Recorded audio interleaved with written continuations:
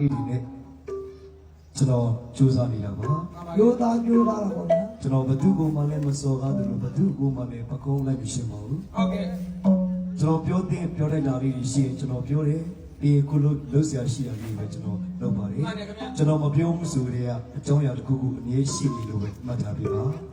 ကျွန်တော်ပြောချင်တာတေချာတာတစ်ခုကတော့ကျွန်တော်မိသားစုတွေကျွန်တော်ကြောင့်ဘယ်တော့မှမျက်နှာမငယ်စေရဘူးဆိုတဲ့စိတ်ပဲရှိပါတယ်ဒီလိုကြိုးစားနေပါမယ်နော်ဟုတ်ကဲ့ကျိုးသားမှာဒုံးမှာဟုတ်ကဲ့ပါဗျာလာစားဝါခဲမှာစီမလုံးစကြမယ်စားလို့ရဒီကတော့ဘိုးဘိုးကြီးရဲ့အလွန်ပြေတဲ့ချင်းလေးတစ်ပုဒ်တော့ကျွန်တော်ဆိုချင်ပါတယ်။တရားဝင်ရှင်ဗျာ။စီလုံးမြန်မာဇတ်တပင်ကိုကမ္ဘာခင်မီဖြောပြမှုတစ်ခုဖြစ်စွမ်းဆောင်ခဲ့ကြတဲ့တပည့်အုပ်ဆောင်ကြီးလင်းငါကျော်စွာဖူဖူကြီးရွှေမတ်ဦးကျော်မောင်ရဲ့နေရီလေးတစ်ပုဒ်ပါဗျာတပည့်အာဇာနည်တပည့်အာဇာနည်ရှင်းကိုရှင်းခံလေးတွေဗျာတနာယီမကတော့6နိုင်ကျိုးတော့ဘိုးလေးနေ6နိုင်ကျိုးတော့မယ်တနာယီမကတော့ဘူးလို့ဒီနေ့မကရပြန်ကွာမလဲဘူးအချစ်သူလာရဲ့လာရီသွေးမေမောရေလေလေဘေကလာလေလို့အောင်စမူတိကျ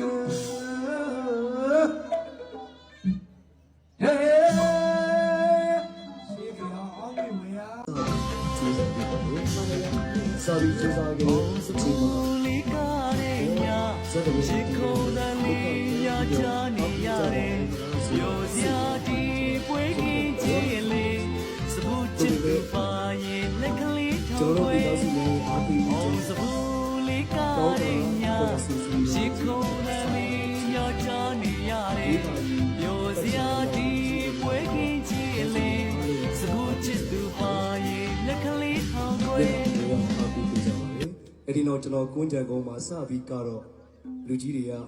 ညလုံးပြည့်ကပြဖို့အတွက်ခွင့်ပြုပေးခဲ့ပါတယ်ဟုတ်ကဲ့ခင်ဗျာအဲ့ဒီကလေးကစူးစမ်းလာခဲ့တာတစ်စစ်လိုအပ်တဲ့ပစ္စည်းလေးတွေဖြည့်ကာရင်းနဲ့ဖြည့်နဲ့ကျွန်တော်ကပြခဲ့တာ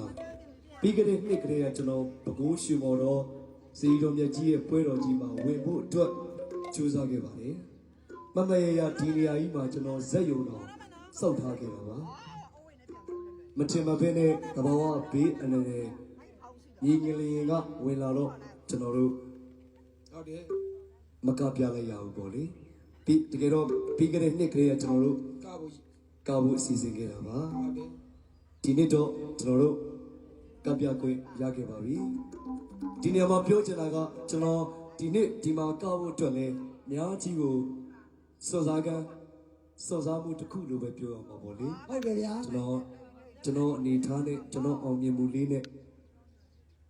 ကျွန်တော်အင်အားလေးနဲ့အားပေးဖို့အခုလိုမျိုးအားပေးမှုရဖို့အတွက်ပို့လေးပြောရင်မထင်တော့ပါဘူးကျွန်တော်မထင်တော့ပါဘူးကျွန်တော်အများကြီးစူးစမ်းရအောင်မယ်လို့ပဲကျွန်တော်စိတ်ထဲမှာမှတ်ထားပါတယ်အခုလိုမျိုးအားပေးမှုရခဲ့တဲ့အတွက်လည်းအတိုင်းမသိအများကြီးဝမ်းသာပီတိဖြစ်ရပါတယ်ဟုတ်ကဲ့အခုလိုမျိုးပွဲတော်ကြီးမှာကပြခွင့်ရပြီးတော့အားပေးမှုရကြတဲ့ဒီဆိုရဲကျွန်တော်တို့ဟာမိသားစုများဟာကျွန်တော်တို့ဇက်တပင်ကိုအောင်စုဇက်တပင်ကိုသမင်းစားလက်မှတ်တစ်ခုတည်းမဟုတ်ပါဘူးသမင်းစားလက်မှတ်အခုတရာတော့ထုတ်ပေးလိုက်တာလို့ပြောချင်ပါတယ်ဟုတ်ပါအခုရှင်မော်တော်စေတော်မြတ်ကြီးကြိုက်ခေါက်စေတော်မြတ်ကြီးတကယ်စေတော်မြတ်ကြီးရဲ့ကစက်ဝင်ပွဲတော်ကြီးတွေမှာကပြခွင့်ရတဲ့ဇက်တိုင်းဟာများစွာအောင်မြင်မှုတွေရပြီးတော့နှစ်တည်အရှိကြီးကိုကြိုးစားရင်ကြိုးစားသလောက်အားထုတ်ရင်အားထုတ်သလောက်ကိုစွမ်းရည်စွမ်းရှိတဲ့အများကြီးအလုပ်လုပ်ခွင့်ရကြမှန်တယ်ပါလေအဲ့တော့တကယ်ကျေးဇူးအများကြီးမားပါတယ်ကျေးဇူးလည်းအများကြီးတင်ပါတယ်မိသားစုခင်ဗျာအောင်မြင်နေတယ်ဆိုလဲမမရှင်မင်းသားတွေလည်းဒီလိုအောင်မြင်နေခဲ့တဲ့မျိုးပါအားလည်းအားပေးကြတယ်ဟုတ်ကဲ့ဒီနေရာမှာပြောချင်တာကအောင်စပူကတော့အောင်စပူလောက်ပဲကောင်းပါပါဒါပေါ်ပါလေကျွန်တော်ဘသူကိုမှလည်းမရှင်ပါဘူးဘသူကိုမှလည်းမပြိုင်ပါဘူး ကျွန်တော်မှရှိတဲ့ခွန်အားကျွန်တော်မှရှိတဲ့အင်အားလေးတွေနဲ့ကျွန်တော်ကြိုးစားနေတာပါ ကျိုးသားတာပေါ့ဗျာ ကျွန်တော်ဘသူကိုမှလည်းမစော်ကားသလိုဘသူကိုမှလည်းပကုံးလိုက်မရှင်ပါဘူး ဟုတ်ကဲ့ ကျွန်တော်ပြောလိုက်တာလေးရှိရင်ကျွန်တော်ပြောတယ်ပြီးကိုလို့ဆရာရှိတာလေးပဲကျွန်တော်လုပ်ပါတယ် မှန်တယ်ခင်ဗျာ ကျွန်တော်မပြောဘူးဆိုတဲ့အကြောင်းအရာတစ်ခုခုအမြဲရှိနေလို့ပဲမှတ်ထားပြပါ ဟုတ်တယ် ကျွန်တော်ပြောချင်တာတေချာတာတစ်ခုကတော့ကျွန်တော်မိသားစုတွေကျွန်တော်ကြောင့်ဘယ်တော့မှမျက်နှာမငယ်စေရဘူးဆိုတဲ့စိတ်ပဲရှိပါတယ် မှန်တယ်ပေါ့ အမြဲတမ်းကြိုးစားနေပါမယ်နော်ကျေးဇူးများတင်ပါတယ် ကျိုးသားပါတာကြီးဆက်လက်ပြီး ကျိုးသားမှာဒိုးသွားမှာဟုတ်တယ်ဗျာ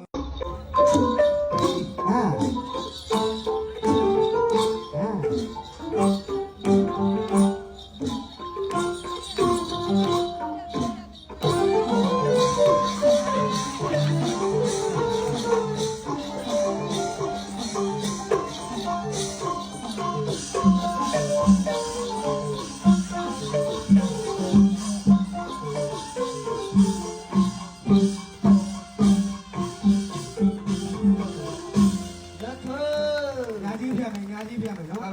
ဘုံလေးချက်ပင်စီဘူးချက်ပင်စီဘူးရောင်းမယ်အကုန်ဘုံရရပေး အမတိတ်တော်တယ်နော် ဟုတ်တယ် ဘာပဲပြောလေဘာပဲရောအောင် အင်း အောင်မြင်တယ် ဟုတ်တယ် ကိုယ့်ရဲ့ professional ပေါ်မှာ ဟုတ်တယ် တကူထားတယ် ဟုတ်တယ် ဒါကကျွန်တော်တို့အတူယူရမှာ မှန်တယ်ကြီးမှန်တယ် အတူယူရမှာ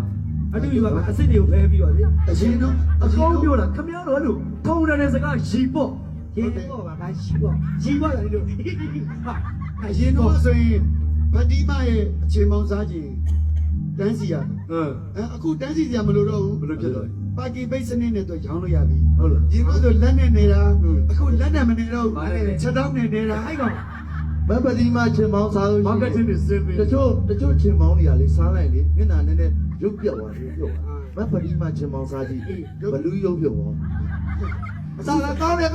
အမကြီးကောင်းတယ် အရင်တော့ဆိုရင်အချိန်ပေါင်းကိုရောင်းတော့အခုစက်ယုံတွေပါပိုင်နေပြီ ဟုတ်လား ဟုတ်တယ် ဘာဆက်ရုံ သူစက်ယုံထုတ်တာတင်းနှလုံးပါ အတဲတော့ဆက်ရုံ ငါးရေကုန် ကိုပြပြဟာမပတိမောအသေးနှလုံးနဲ့မပတိမလည်းပြုံနဲ့ ရုံးတာ မပြီးတော့ပြုံးနေကြည့်သူတို့နှစ်ယောက်ကတောင်းမိတယ် အမေဆုံးရောက်ကမှတားမိတယ်အခုဆိုရင် तू ကငါးရေကိုကျော်စက်ယုံတော့ပိုင်နေပြီ ဟုတ်လား နောက်ဆိုရင်လေလူရေကုန်တော့ဝေးရေကုန် အစားမရဘူး ရတာကုန်ရောင်းမှာ तू ကဘာပဲဖြစ် ခဏလေးတော့ပြီးနေ ကျွန်တော်ရှိတဲ့အင်အားလေးနဲ့စပြီးကြိုးစားခဲ့ပါလေ မှန်တယ်ကညဝက် စပြီးကြိုးစားခဲ့တဲ့အချိန်မှာအော်ဇတ်တပင်ကိုဒီလိုဒုက္ခခံပြီးတော့အပိကြပါအောင်မလားဆိုတဲ့စိတ်နဲ့ကျွန်တော်ဖြစ်ခဲ့ပါတယ် ဆိုရင်စိတ်ကလေးတွေရှိတာပေါ့ တို့ပေမဲ့ကျွန်တော်တို့မိသားစုများရဲ့အားပေးမှုကြောင့်တောင်းကလာခေါ်လက်စုစီတို့နဲ့ကြီးမှာကျွန်တော်စကားတဲ့ချိန်မှာ၄နာရီပတ်ချာနေလောက်ပဲကြီးခွင့်ရပေမဲ့မိသားစုများအားလုံးဟာအားပေးကြခဲ့ပါတယ်မျက်နှာမငယ်အောင်အားပေးခဲ့ကြပါတယ်အဲ့ဒီနောက်ကျွန်တော်ကွန်းကြံကုန်းမှာစပြီးကတော့လူကြီးတွေကညလုံးပြည့်ကပြဖို့အတွက်ခွင့်ပြုပေးခဲ့ပါတယ် ဟုတ်ကဲ့ခင်ဗျာ အဲ့ဒီကလေးကစူးစမ်းလာခဲ့တာတစ်စစ်လိုအပ်တဲ့ပစ္စည်းလေးတွေဖြည့်ကိုင်းနဲ့ဖြည့်နဲ့ကျွန်တော်ကပြခဲ့တာပြီးခဲ့တဲ့နှစ်ကလေးကကျွန်တော်ပဲခူးရွှေမော်တော်စီတော်မြတ်ကြီးရဲ့ပွဲတော်ကြီးမှာဝင်ဖို့အတွက်စူးစမ်းခဲ့ပါလေမမရရဒီနေရာကြီးမှာကျွန်တော်ဇက်ယုံတော်စောက်ထားခဲ့တာပါမချင်မဖဲနဲ့သဘာဝဘေးအနေနဲ့ညီငလျင်ကဝင်လာတော့ကျွန်တော်တို့ ဟုတ်တယ် မကပြလိုက်ရဘူးပေါ့လေ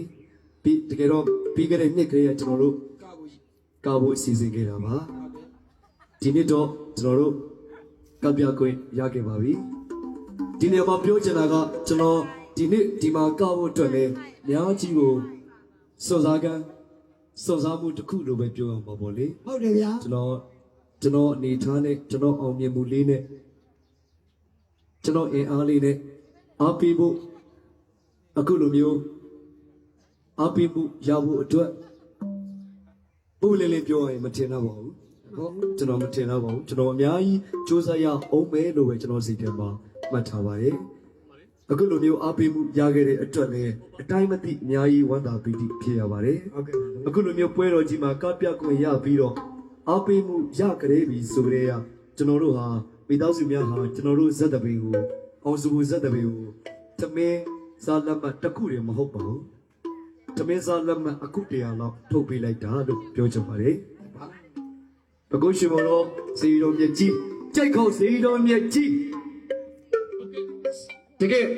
စီတော်မြတ်ကြီးရဲ့ကစက်ဝင်ပွဲတော်ကြီးတွေမှာကပြခွင့်ရတဲ့ဇက်တိုင်းဟာများစွာအောင်မြင်မှုတွေရပြီးတော့နှစ်တည်ရှိကြီးကိုကြိုးစားရင်ကြိုးစားသလောက်အားထုတ်ရင်အားထုတ်သလောက်ကိုကြစွမ်းညံစွမ်းရှိတဲ့၍အများကြီးအလုံးလုံးခွင့်ရကြ မှန်တယ်မှန်ပါလား ပါလေနော်အဲ့တော့တကယ်ကျေးဇူးအများကြီးကြီးမားပါတယ်ကျေးဇူးလည်းအများကြီးတင်ပါတယ်မိသားစုများခင်ဗျာ အောင်မြင်နေတယ်ဆိုလဲမ ရှင်းမင်းသားတွေလည်းဒီလိုအောင်မြင်နေခဲ့တဲ့မျိုး ဒါ ပါ ပေါ့အားလည်းအားပေးကြတယ် ဟုတ်ကဲ့ ဒီနေရာမှာပြောချင်တာကအောင်စပူကတော့အောင်စပူလောက်ပဲကောင်းပါပါ ဒါပေါ့ပါပါလေ ကျွန်တော်ကဘသူကိုမှလည်းမရှင်းပါဘူးဘသူကိုမှလည်းမပြိုင်ပါဘူးကျွန်တော်မှရှိတဲ့ခွန်အားကျွန်တော်မှရှိတဲ့အင်အားလေးတွေနဲ့ကျွန်တော်စူးစမ်းနေတာပါ ကျိုးသားတော့ပေါ့နော် ကျွန်တော်ဘသူကိုမှလည်းမစော်ကားသလိုဘသူကိုမှလည်းပကုံးလိုက်မရှင်းပါဘူး ဟုတ်ကဲ့ ကျွန်တော်ပြောတိုက်တာလေးတွေရှိရင်ကျွန်တော်ပြောတယ်ပြီးကိုလို့လှုပ်ရှားရှိတာလေးပဲကျွန်တော်လုပ်ပါတယ်ကျွန်တော်မပြောဘူးဆိုတဲ့အကြောင်းအရာတစ်ခုခုအမြဲရှိနေလို့ပဲမှတ်ထားပြီးပါ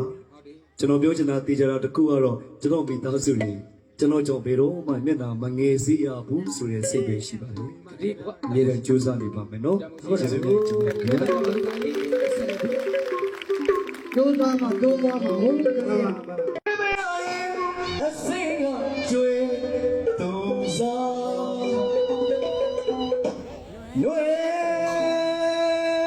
အောင်ဦးလေးကညင်းမရဘူးမမြသိန်းကတိုက်ကြောင်းဟေးအလေးငါကြောတော့ရှင်မဟုတ်တယ်မောင်နေလေးမရဘယ်ဘိုးစကြီးအစီနဲ့ဘယ်လိုဘာရတော့ဘာကမှစိတ်မလို့ဗျာဟုတ်ပါရှင်းခေအောင်အောင်းမေဝင်ရဗျာ ရပြီ 好呀，来老妹，咱们没那说了，好吧？အောင်မဘူးတပည့်ဝင်လက်စင်နဲ့ထိနေရမျက်နှာဆိုတာရှင် 来，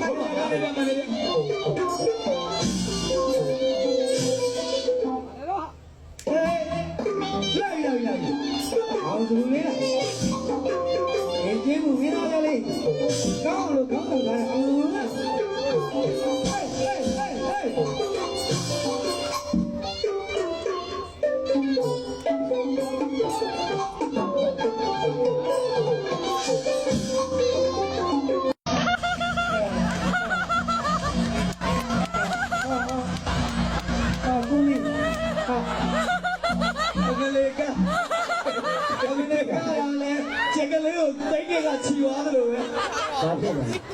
你讲你讲，肯定是不公平。带你来那你买的不呀？要。ဆောင်လေး 你不能哦မင်းသမီးကဘယ်တော့ဖေးပေးပြီးကိုတော့ အချက်ကြံနေတယ် အချာ ကြားလေး အကြရဲ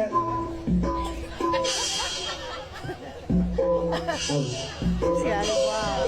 ဝေးရပါလေဝေးပါမဟုတ်ဝေးရမဟုတ်လေရှင်းပြခေါ်ကြည့်မှာဖြစ်နေခေါ်ကြည့်ဟာအေးမင်းသမီးငါ့ကိုဓာတ်ပုံရိုက်သွားတယ်ဗျာဖြတ်ခနေပဲ ဖ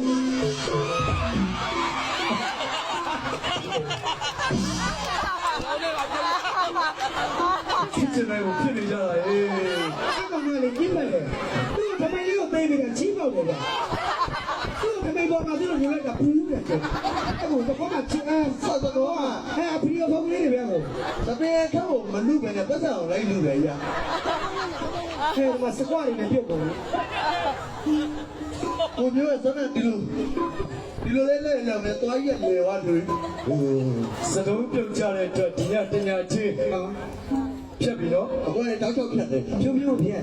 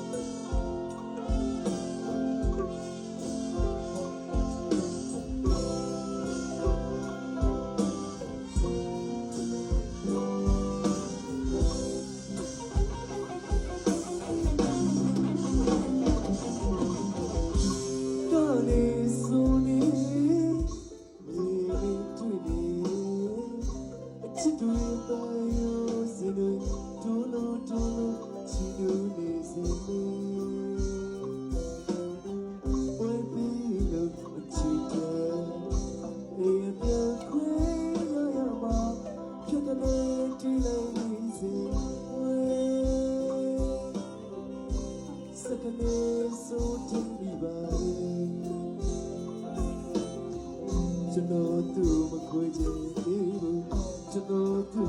မခွေနိုင်သေးလို့